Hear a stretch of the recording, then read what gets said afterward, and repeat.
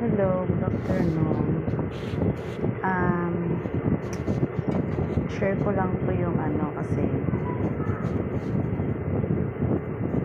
marami sa atin yung nahihirapan sa sinasabi kasi ngayong pandemic, hanap buhay, walang, maraming nawalan ng trabaho, ganun. Marami ang umaasa lang sa konting kita katulad ko.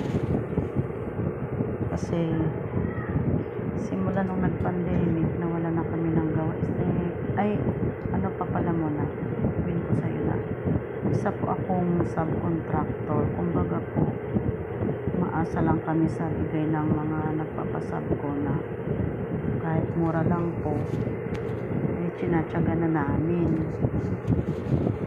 Kaya lang, simula nga po nung nag-pandemic, yun nga, nawalan kami ng gawa, nawalan ng supply ng tela, yung nagsusupply sa amin. Kaya isa kami sa naapektuhan po ng pandemic. So, hindi naman po pwede na doon na lang tayo huminto. Pag wala nang gawa ang sampon, wala na. So, kailangan pong mag-isip paano po magkaroon ng kahit na konting kita. So, katulad ko na may kasamang anak na nag-aaral pa, may isang apo na kahit pa paano tinutulungan kasi wala siyang walang tatay, iniwan ng tatay.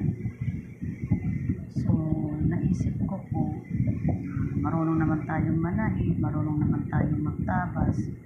Kaya ang ginawa ko po, so nauuso po yung mga ternuhan di po ba, yung mga may tiyanggi na sinasabi, mga ternuhan po. Ayan po, namili po ako ng mga tela, order online. Nag-umpisa lang po ako sa pakunti-kunting tela. Kaya salamat po sa SAP, yung tulong po ng gobyerno na 8,000 po nung first trans. Yun po pinuhunan ko. Sinaga ko po na mag-order ng tela online na 8 kilo, 10 kilo. Na-order ko, pinapadeliver ko po dito din. Tinatabas ko, tinatahi. Para i-online din po, binibenta ko po siya online. Ano po, yung mga ganyan po, nakikita niyo po sa likuran, yan mga damit, dress, long sleeve, may mga short, may mga term din po. Sinatsaga ko po yan na ibenta sa online. Katulad po ngayon na, ayan po, nananaina naman ako yan.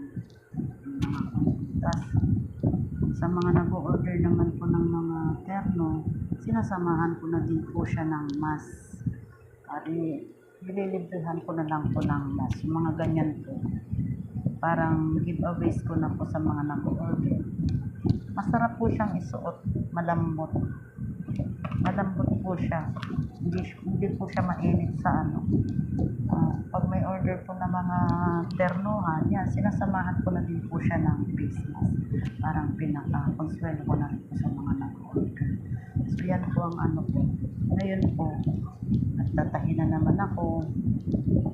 Mamaya, tapos naman, makaremedyo naman ng kahit na pambili man lang ng tinapay sa Pasko. Ang mga tinatahi ko po ngayon, mga